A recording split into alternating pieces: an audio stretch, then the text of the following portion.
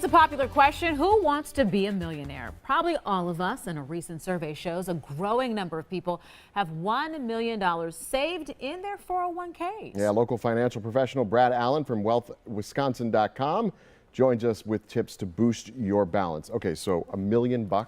How many people actually have this? I mean, that haven't been saving for 30 years. So the number of Fidelity 401ks out there that have $1 million or more went up to 157,000 the first quarter of this year.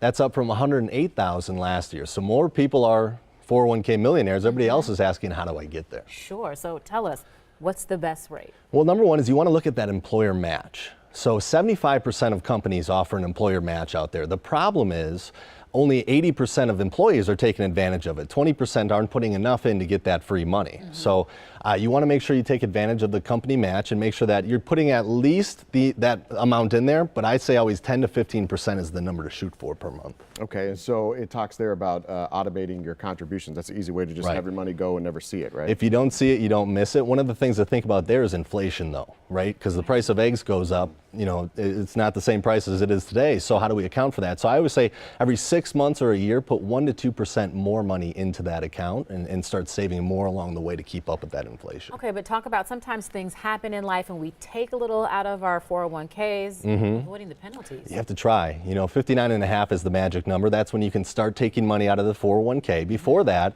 you have to pay the taxes on it, plus there's a 10% penalty for taking that amount out. So there are some things you can do where you can work with a financial professional that you can take it out earlier than that without the penalties.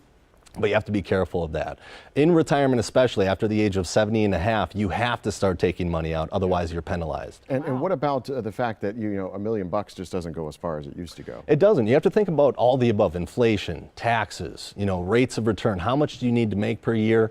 A lot of companies don't have pensions anymore. Social Security might not be there or look the same in the future generations. So you have to account for this. A lot of people are going to have to live the rest of their life off of this 401k. So you have to have enough in there and plan out for a retirement with all those different things. So the only time you really should be splurging is when you get to 69.5. Yeah.